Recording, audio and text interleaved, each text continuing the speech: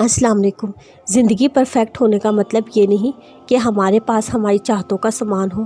Perfection तो उसे कहते हैं चाहे हम ज़िंदगी के किसी भी मरले में हो, हमारा ताल्लुक़ अल्लाह करीम से हमेशा मजबूत रहे और शुक्र अदा करने की तौफीक हो। तुमने सब्र करना है, उसने अजर भेजना है। अल्लाह हमारी ख्वाहिशें बिन मांगे ही पूरी कर देता है, तो मांगने पर मौत से ही देगा ना। सब्र रखो, आने वाला वक्त बहुत खूबसूरत होगा। वो अता में इंतहा कर देने वाला रब तुमसे गाफिल नहीं है। हम कुरान से दोस्ती कैसे करें? कुरान के बारे में रोज़ कुछ ना कुछ सुनकर, पढ़कर, समझकर। पता है ऐसा करना हम किसके लिए किस कदर मुश्किल हो चुका है, क्योंकि हमने वक्त निकालना सीखा ही नहीं। हमें वक्त बाकायदा निकालना आता ही नहीं। 101 काम बीच में याद आ जाते हैं।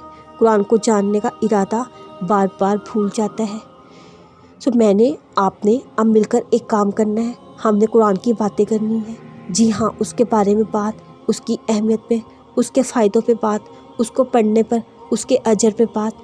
ऐसा क्यों कहा मैंने?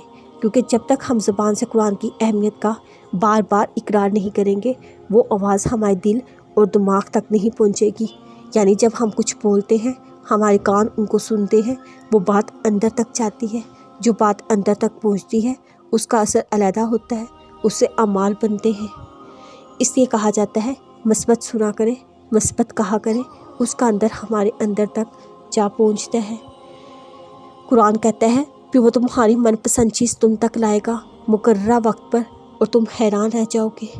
ज़िंदगी बार बार तुम्हें हराने के लिए ऐसे हालात पैदा करेगी, तुम्हें रास्ता तक नज़र नहीं आएगा, लेकिन इन सब से भी तुम्हारा रब ऐसे निकालेगा तुम समझोगे कोई इत्तेफाक होता है, और हमेशा तुम बच जाते हो।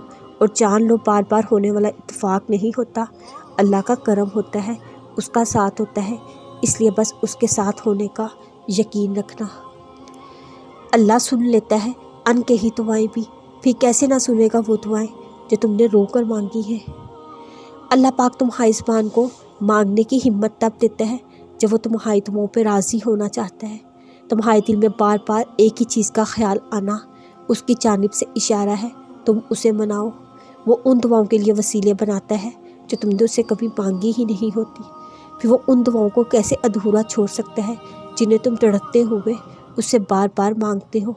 उसकी देरी से मत घबराओ, बस इतना याद रखो जो काम अल्लाह की रज़ा के लिए किया जाए वो इबादत है, फिर चाहे वो इंतज़ार हो, यकीन हो, सब्र या दुआ। टूटे हुए दिल से निकली हुई सदा कभी खाली नहीं जाती, इबादत का सिला कभी रायगा नहीं जाता। तो फिर ये सब जानते हुए भी तुम क्यों उससे मांगते हुए थक गए? वो तुम्हें देते हुए नहीं थकता, तुम्हारी दुआएं तुम्हारा यकीन है।